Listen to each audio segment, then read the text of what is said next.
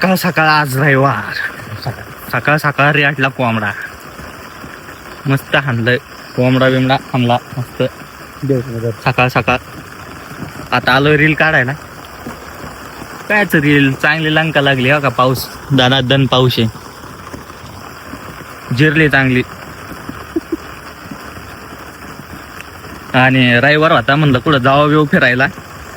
चायला वाहून जायला लागल्यात लोक. एवढा पाऊस पडायला लागलाय. एखादा वाहून तर जाईन नाही तर एखादा ढकलन बिकलन. त्यामुळे म्हणलं नको कुठं रेड अलर्ट आहे. लय पडायला लागलाय पाऊस. टर्री झाली टारकली. म्हणलं नाही बाहेरच नाही निघायचं कुठं. चालू मस्त कोंबडा रेटून जेवलो झोपलो उठलो परत चहा प्याला. परत मग आता अजून रेटायचा कोंबडा राहिलेला कोंबडा रेटलं की मग शांत. खाऊच देत नव्हते एवढे दिवसात. आणि योगायोग आज तो क्षण आला. बिचारा एवढे दिवस जगलं ते कोंबडा आजच रेटलं गेलं. नीच्या आदमी मी लय पाऊस लय पाऊस. चायला हे रील काढतोय लयच तो टांगा पलटे व्हायला लागलाय. काय कळणार नाही का. डायलॉग एक पण चांगलं भेटणार. मनाने तयार गेलो की ते करायला गेलो की ते भलतच होते. कुत्र्याचं पाय गाढवाला गाढवाचं पाय कुत्र्याला. चिवायला ते मला एक तास लागतो ते असं विचार करायला किंवा ह्या डायलॉगचं हे कसं म्हणू, असं करू का तसं करू. हा रायमिंग जुळत नाही. शिट होईन शिट तेव्हा. सोप्पा नाही भाई क्रिएटर होणार. लय अवघड गोष्ट आहे. लय घासावं लागतंय.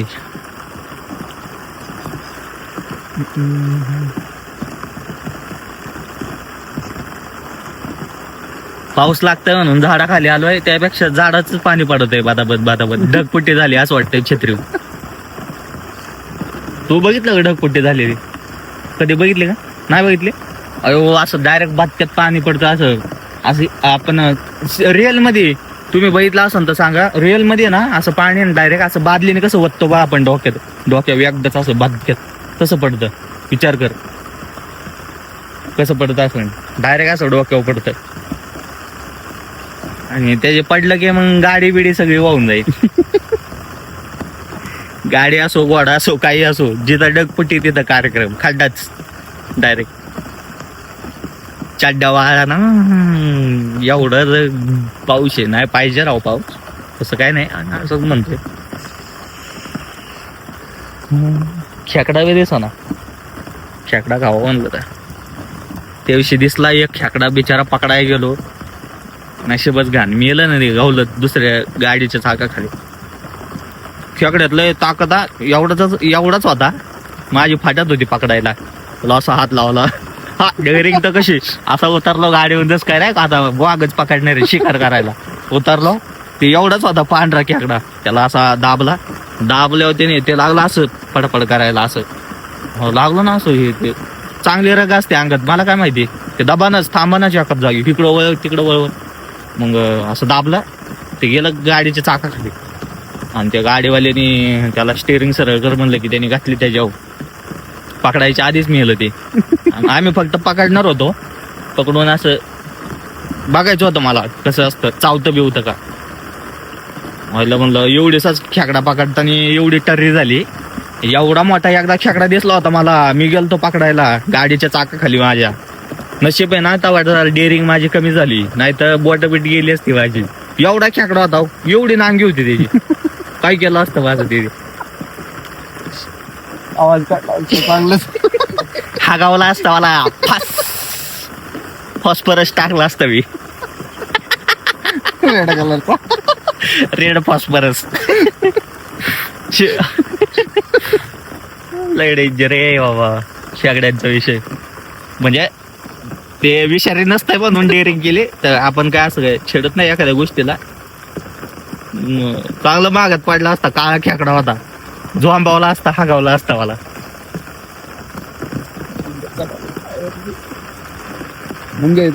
रेनकोट घातला असतं तर बरं झालं असतं आहे का ना. आधी आम्ही ना पोतं घालून शाळेला यायचो, तुला पण माहितीये ना. माहितीये ना. ते असं कपड्यावाला नाही का असलं घ्यायचं, डोक्यावर टाकायचा, निघायचं मस्त. पाय वाट सगळी, हा सगळं चिखल बिखल. जवळपास 3 किलोमीटर चालून शाळेत जायचो, पूर्ण चिखलाचा रोड. आणि छत्र्या बित्र्या नीट नाही, यायला सगळं असलंच का आंधळा कार्यक्रम. ते सगळं ते असलं कोपर, ते काय म्हणते ताडपत्री हा ताडपत्री 10 रुपयाला भेटायची दुकानात, ती घेऊन मग हिंडायचो. रेनकोट भेटला की मग त्याला मोठी गोष्ट. तर चला, आजचा ब्लॉग संपला. उद्याचा ब्लॉग बघू उद्या काय होतंय, उद्या कोणची लंका लागते. आज मी जेव्हा खुश होतो ना, समजायचं दुसऱ्या क्षणाला लंका लागणार आहे काहीतरी. चायला खुश होणं पण लय अवघड आहे. खुश झालं की काहीतरी बिघडतं माझं. जेव्हा मी खुश होतो ना आतून, तेव्हा माझी गांड घाबरायला लागते. काय वाईट होईल. आता बघू, असं नाही व्हायला पाहिजे. बघू आता. आजच्यासाठी धन्यवाद. नमस्ते. जय हिंद, जय महाराष्ट्र.